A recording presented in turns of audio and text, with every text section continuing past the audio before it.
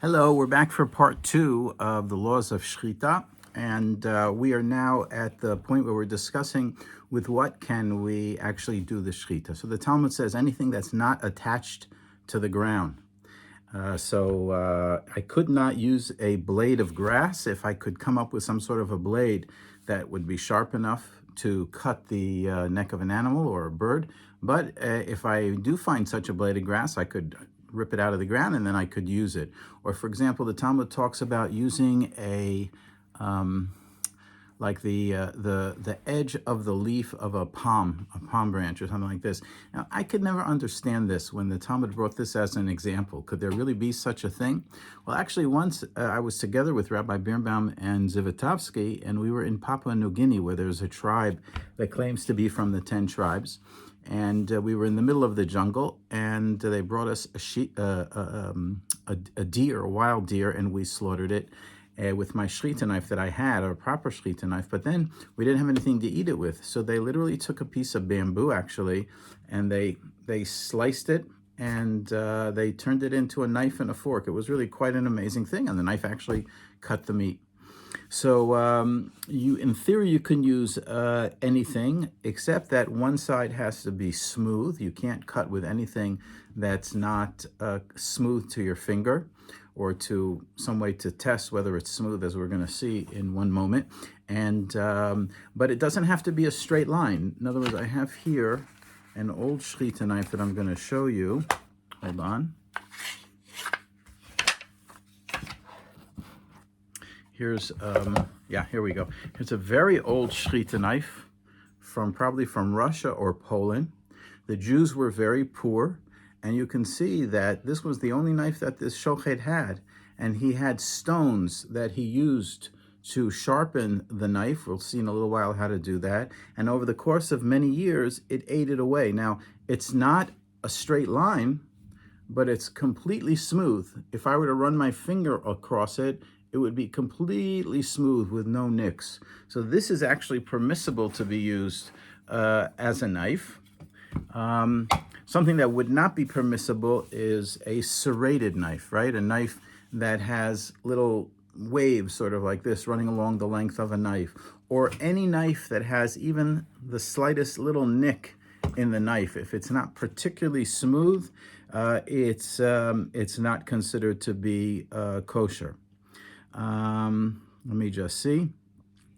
And if one side of the knife is sort of rounded, and one side of the knife has little teeth in it, so like we said, you're not allowed to use it. You're forbidden to use a knife that has a little nick at the very end of the knife, and you tie a little piece of cloth over it, and you say, "Oh, I absolutely am sure that I didn't use that part of the knife." It is still not accepted to use that knife. You are allowed to take the knife, insert it into a wall, let's say, and then bring the head of the animal and go like this with the head of the animal. That would also be considered something that is kosher. Okay. And we talked about the fact earlier that the Shechita has to actually be done via human interaction. So the Talmud brings a very interesting example. It says, let's say for argument's sake, that you have a knife that's on a wheel, and the wheel is in a channel, and when you open at the far end of the channel some sort of a door, water from the lake starts flowing into the channel, and it's going to cause this wheel to rotate. So is it as if you've done it, or is it as if you haven't done it? Meaning, is it your power that causes it to happen? So the Talmud says, yeah, from that very first turn of the wheel, it's okay, because that's directly related to the amount of effort and energy that you put in by lifting it. But all further movement of that knife does not count as if it was done by you, and therefore it is completely kosher. What's the minimal size of a knife? So we have knives of many, many different sizes. Hold on, I just want to find a small one here for you. Over here, 1 second.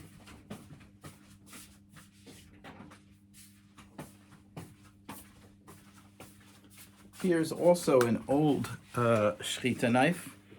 This has got to be about 120 years old. You can see it's a very small knife. It comes in a beautiful old case here, beautiful purple inside case.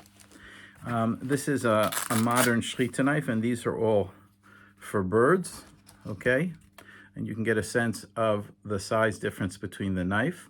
The Talmud tells us that anything, even the slightest little bit, even almost like a special sort of needle almost that the shoe manufacturers used to use, more like a little bit of a flat-ended needle, that as long as you didn't make a hole, but rather you were able to cut with it, it was considered to be sufficient and kosher.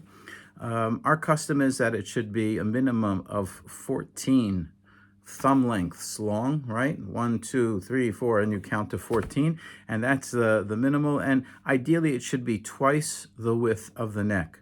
So if your bird has a neck the size of my finger, the minimum length of the knife should be twice that. Now, the knives come in many different sizes. This, for example, is a knife for a cow. And just to give you a sense of how sharp these things are, all right, it just slices like butter through anything that we touch it to. And that's actually the most important thing to learn about doing shechita, is how to do it with your, how to sharpen it so that it's good. I have many other knives here that are all sort of antique knives. Here's one. This is a German knife. This was used more than likely for sheep. Probably not for cows, unless the cows were really, really small and scrawny. And here's another one. I particularly like this knife that I'll show you in one moment. Just 1 second. This is a wooden case. This knife opens up. The case opens up like this. It's on a hinge, sort of, and there's the knife, okay? And I just thought it was a cool case until one day I opened it up and I noticed that there was something written over here on the inside, and I saw that the name of the shochet was written there with a date, and the date that is here is 1893. So I think it's really quite an amazing, we're talking about a tradition and an ability to do something that our fathers and forefathers have done for many, many years before us. And as a result, these are some of the laws. It's not a special knife. You could take a regular knife and you could also use it. You notice that the end of the knife is flat. We'll get to the reason for that in a few minutes. Okay, more laws regarding the knife. The knife that was used actually for idol worship is not allowed to be used. If it was used for non-kosher food, so you're allowed to pour hot water over it, etc. Let me just see here.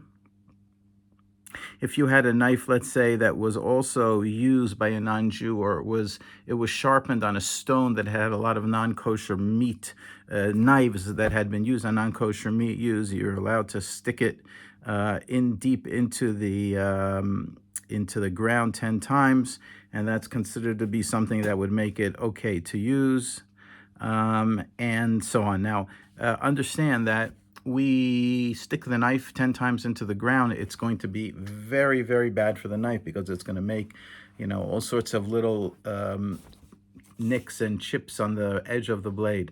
Those are called pagimot. It's very important that you know that word, a pagima. A pagima is a nick, okay? And I'm going to start using the Hebrew word. So if there's any pagima that is on this knife, the knife is invalid, is not kosher to be used, and therefore the pagima has to be removed by sharpening it on stones. Okay. If you slaughtered a treifa, now I have to explain to you two very important terms. We use the word generically when we say an animal is not kosher, but there are really two things that invalidate an animal. One is an improper shechita, okay? And that animal that dies as a result of an improper shechita is called a nevela. as opposed to an animal that we've slaughtered and we discover inside the animal, in certain of the organs of the animal, and we'll discuss this, various holes or diseases or all sorts of other things, which we'll discuss in detail as we get further into it, that animal is called a treifa. So a nevela is an animal that is not allowed to be eaten because of the way it was slaughtered improperly. A treifa is an animal that is not allowed to be eaten, even if it was slaughtered properly, because of certain blemishes that exist within the animal. We generically use the word treifa. We say, oh, it's a treifa. You killed the animal wrong. Oh, it's a treifa. You can't eat it. But really, there's a distinction between a nevela and a treifa. As far as you and I are concerned, there's no difference. They're not allowed to eat the meat. But as a shochet, you have to be able to distinguish between a nevela, which relates to how it was slaughtered, and a treifa, which relates to things that invalidate the animal or the bird from the inside of the animal. Okay. When are we allowed to slaughter? We can slaughter any time of the day or night, okay? The only thing is that if we're slaughtering at night, you have to be able to see the place where you do the actual slaughter. It's called the Beit HaShechita. Beit means house, like a bayit. Beit HaShechita is a phrase that the rabbis use to refer to the area where the slaughter is being done in the neck, okay? So if you did it in the dark and you then turned the light on and discovered, you know what, I did a good job, and I saw that I cut enough of how much I was supposed to cut, and we'll discuss those details in a minute. So potentially it's okay, but the answer is you can do it day or night, but you're not allowed to do it in the dark because it's really sort of impossible to see what's going on. Okay, one is not allowed to slaughter on Shabbat or Yom Kippur. However, since you're allowed to prepare your food on Yom Tov, on a Jewish holiday, you, in theory, are allowed to slaughter kosher meat on that holiday, assuming the knife is prepared and you don't have to prepare and sharpen the knife, and assuming everything is ready, and assuming you weren't able for some extraneous reason to be prepared before the holiday appears or began. Okay, so ideally you should have all your meat ready for your Shabbat, and certainly for your Yom Tov. And if you didn't, though, on Yom Tov, in theory you're allowed to slaughter. You are not allowed to slaughter into jars or containers or into the water, because that was something that they used to do in the days of yore when they would do idol worship, and therefore you're not allowed to do that. Once I was in a community in Portugal for Pesach, where the members of that community were former crypto Jews. In other words, they secretly kept Judaism, even though on the outside they behaved as Christians, and this was going back to the days of the Inquisition. And they had subsequently returned to Judaism and had undergone conversion. And what ended up happening was that we slaughtered for them in their houses. And one of the men had me slaughter these 14 sheep. I remember in his sort of, he had an enclosed driveway, and he didn't want it to make a mess. So he brought me these containers, and I had to explain to him that you were not allowed to slaughter and collect the blood into these containers so that they wouldn't transgress on this prohibition of idol worship. So again, I wish everybody here a nice day. We're about to start Sukkot, so I look forward to seeing you after Sukkot, and I'll continue trying to post these videos. Thank you very much. Chag Sameach.